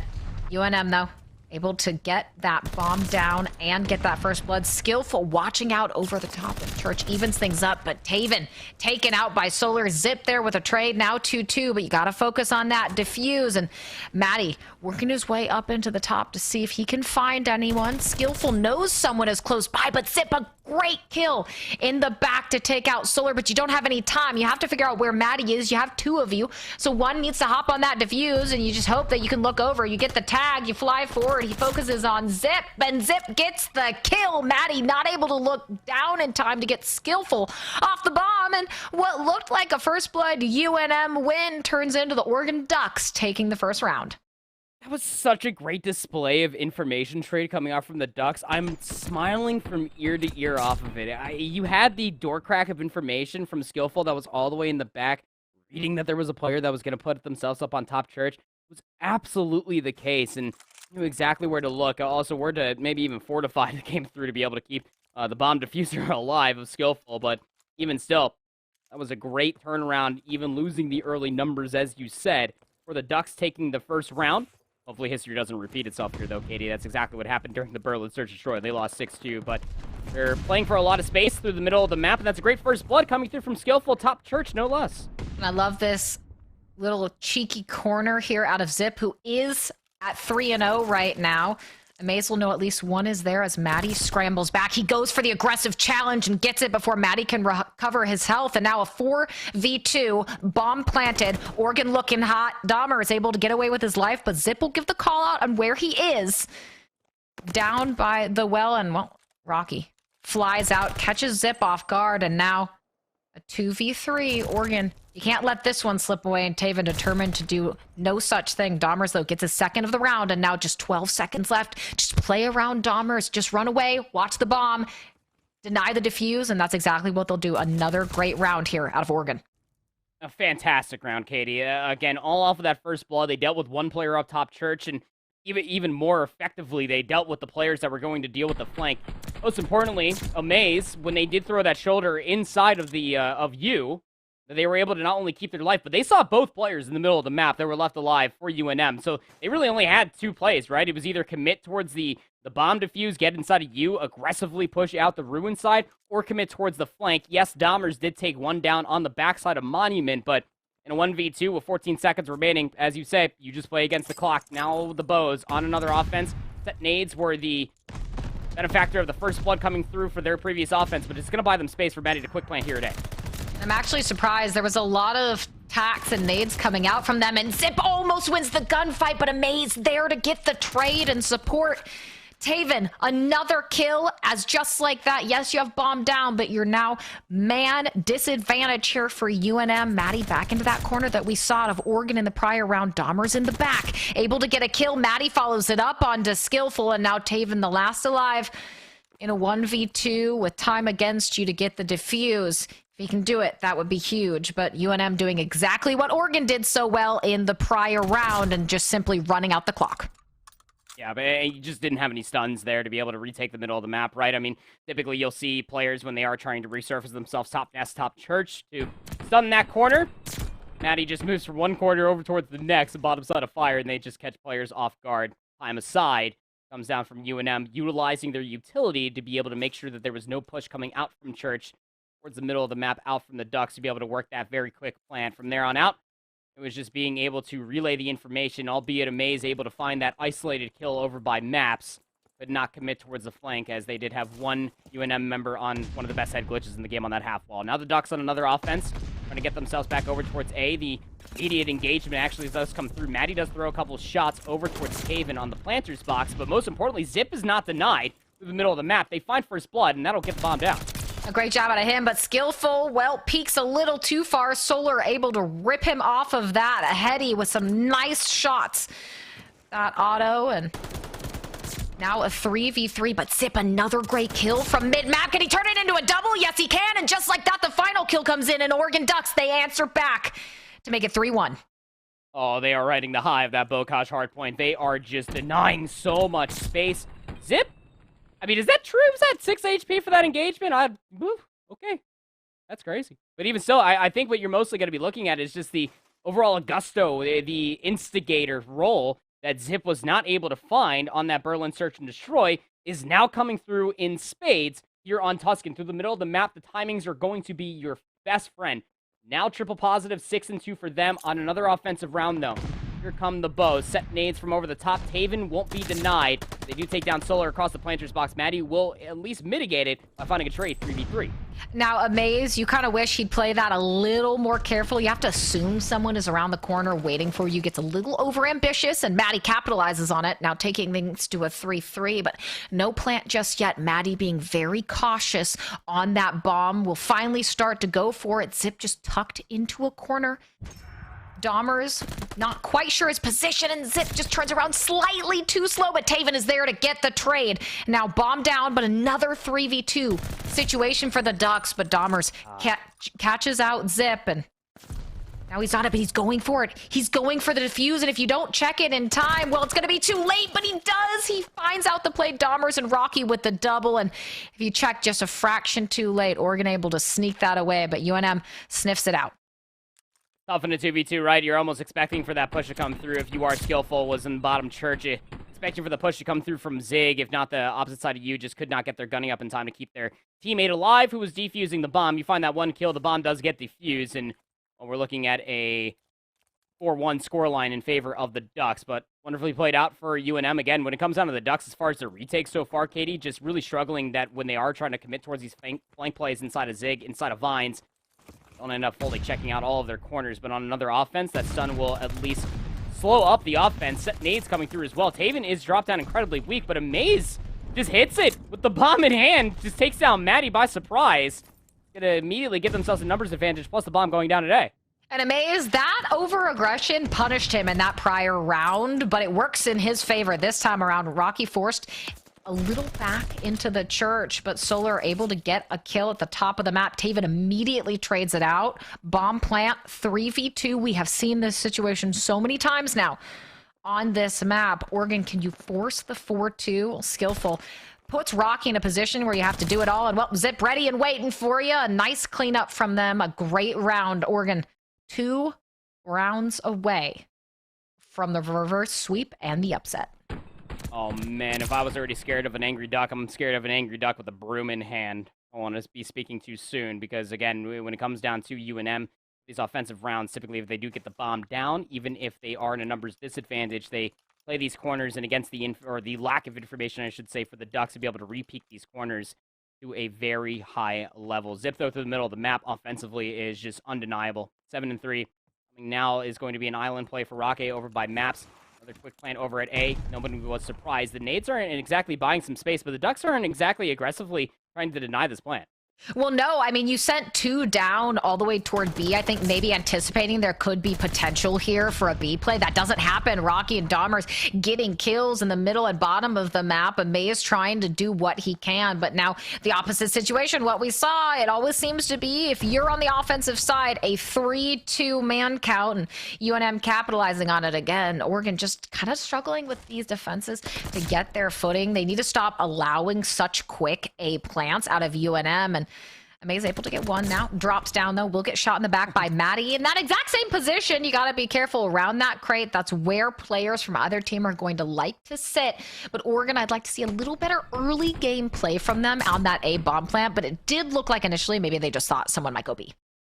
Yeah, you know, they're getting aggressive through the middle of the map on offense, but nobody's, like, actively trying to deny the middle of the map. Maybe a couple of nades and tacticals and ordinances are coming through from Oregon top church, but nobody's progressively putting themselves in the middle of the map to deny this quick plant that the Bows have been able to get through every single one of their offensive rounds. And yeah, you did have 2 players over at B potentially try to deny that push. You ended up going 1-for-1, but here come Ducks on another offense. Skillful will take down Rocky up on top church. This is is where all the hits coming from defensively from UNM with the numbers disadvantage. And Zip playing so aggressive and being rewarded for it. Now he'll get caught out, traded out by Solar's pistol, but the bomb is down, and you're in a 2v1. Solar does have the time to potentially make a play here, depending on how he wants to work around this bomb site. But Amaze, well, you're going to go ahead and peek. Say, hey, just double check that he's not trying to go for the quick defuse and gets shot in the behind for it. Now, match point, series point. If you're Oregon just one round away, can you get it done on a defense? Oh, man. My hands are sweating just thinking about this. The Oregon Ducks are one round away from completing the reverse sweep. Zip being rewarded for their aggression in the middle of the map. Even Amaze is getting wily as far as their offensive pushes are concerned over on the Ruin side. Need to piece something together now if you are the Bows. And Amaze swaps up the position, will end up getting some shots on Maddie. That'll dissuade for the time being from working their quick plant, but going to be able to collect off of anything from this. And well, no, Taven's going to get shot out, and Maddie's going to find two to open up the Zay site. And Taven just not clearing his corners, but Amaze does take out Maddie, immediately gets traded by Rocky, and now a 1v2. Skillful, are you able to get one? Tags up Rocky, but the bomb's going to get planted in the process. Now they know where you are. Spots Rocky again, but decides just wrap all the way around, take a long route through the bottom of the map. They have struggled on these defenses, and Skillful now put in such a difficult position, but Solar, well, spots him out, sees the top of his head. All you have to do is wait for him to run up the staircase, and now, no win just yet, 5-4. Got to get this defensive round win if you are the Bows to force out a round 11. Most importantly, you have to shut down Zips, who through every single offensive round so far has benefited from getting through the middle of the map aggressively, finds at least one, if not two, inside a church. I mean, they're 9-6 for crying out loud, and the majority of those kills are coming through from the offensive side, getting inside a church. Bows have to be able to sway that from coming through this time around. No island plays coming through. Gonna be a bloodbath across this P1 side. Solar taking the initial shots, gets multiple tacks thrown in his face, but no first blood. Zip almost with 8 HP, backs off, but it's Taven, and Solar Amaze follows it up, and now a 3v2 Oregon. They have the bomb. Can you get the plant? Rocky and Dahmers. He spots one, he spots two, he snaps on a Dahmers, takes him out. Taven makes the play, and now, Rocky, you're all on your own in a 1v3 to deny the reverse sweep. Skillful forces you off. The bomb goes down. You are playing for your series life. You are playing as the team that should be winning this map. Zip spots you out in church. You go for the chow. He backs away. That's all you have to do. Play the clock. If you're Oregon Ducks, 28 seconds, and Skillful takes you out. Oregon Ducks will win it. 6-4. The reverse sweep is in. The team that came into this 5-3 will exit it 6-3. Congratulations to the Ducks. They have some teeth. That is insane. Like, again, this is your number 25 ranked team in the CCL power rankings. This is what's absolutely absurd, is that a lot of people, even at the beginning of the season, they were looking at the Ducks roster like, this team is gross. This 4-player roster can absolutely get the work done. You know, they ended up falling short not only New Mexico State, Arizona State University, and GCU along the way to this very matchup right here. But it's like I said at the top of the matchup, Katie, they are just a few licks shy of some practice away from being that team that we knew that the University of Oregon can absolutely come to play, and we got to see that come all the way through. Look, say what you will about the control. They held out, being able to make it all the way until round number 5.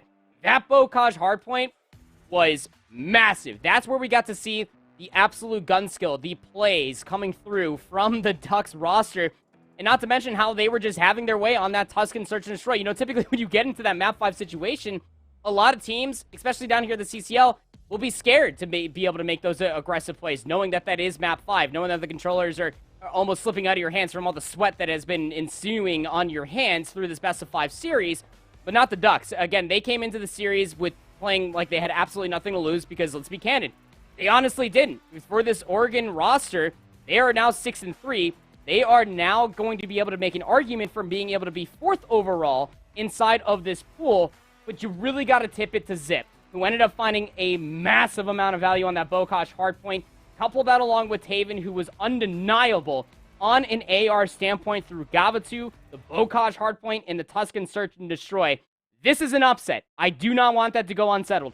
This is an absolute upset that if this team of the Oregon Ducks has their own coach, Gordon Bombay, I want to end up giving him a high five whenever I see him on land, because this team is absolutely the real deal, and they are making strides to make an argument for being a top team. Oregon Ducks played that so well, and this is what we talk coming into it, right? I mean, you can never count a team out in Call of Duty. If you are shooting straight, you are feeling yourself, you are confident in a day, you can beat teams that you have no business on paper taking out. And need we remind you guys that this was a situation for Oregon that they very well could have 3-1 UNM. They were 16 points shy, 250-234 on that first Berlin hardpoint from doing just that. A phenomenal series out of Oregon. Not only do you take down the number 25 team, but they are no longer undefeated in Search and Destroy. They came in with a 9-0 record. They made it 10-0 after map number 2, and now it'll be 10-1 here. A huge reverse sweep from Oregon. All the praise in the world. They played so well.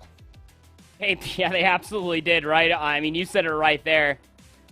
Bows out of University of New Mexico were undefeated on Search and Destroy, even heading into that last one at 10-0. Will now have a mark at the end of their first stage at 10-1. And when they go back to look at it as well, they're going to look back and be like, where did we lose Mapsu? They lost to ASU, those 3 hard points. You're definitely going to feel it. They lost the control to New Mexico State, 2-3. And then they got reverse swept by the Oregon Ducks, a team in this West Region Division A. A lot of people were ready to write off, saying they're not as strong as what we were once perceiving them to be at the beginning of the season. Now they're coming to play with the fire in the heat, Katie. This was a massive step for them. Maybe they won't be one of those top 3 elite teams going into the Pool A for stage number 2, but they're going to make a hell of an argument for being one of the better teams in whatever pool they end up in coming around to stage 2. Competitive, most certainly, and what a treat to be able to watch them. The plays by Zip, the hyper-aggression in the mid-map, skillful, got some very crucial first bloods for them in a few of those maps, as well as the Ducks being able to get, maybe losing that initial first blood, but still winning some of those rounds. Yes, go back, take a look at those defenses and how you can shore those up a little bit, but regardless, you hand a team that was flawless in Search and Destroy their first loss, you complete the reverse sweep. You got to be feeling good. I don't know how you wouldn't be able to feel good. Again, I can only imagine if all 4 of those players are in a facility, if they're playing at home, if they're playing in dorms, whatever it may be. The vibe's got to be absolutely immaculate. The raft of these Ducks, they just got to be feeling absolutely great because, I mean, they came out absolutely swinging. When we were ready to write it off that the Gaba 2 control could have been a toss-up, I gave them their win condition and it was set. Just hold out. Make sure they at least are holding the life count going in towards that defense, and they rode that high all the way through the Bocage hardpoint where, again, I was ready to write it off, saying that the slaying power wasn't going to end up being there. Taven drops a 50 bomb. You have what was almost like about 30 untraded kills coming away from Zip, who then is able to play that instigator role to a fine tee on those offensive rounds for Tuscan Search and Destroy in that map number 5 when it mattered the most. The one team to finally win a defensive round ended up closing it all the way out. It came through early for the Oregon Ducks, but most importantly, all of their offensive rounds came through in full, and it's just, again, massive to say the least that the Oregon Ducks were able to close out their stage 1 with this win against New Mexico, who, again, is a top 3 team in this Division A, more or less.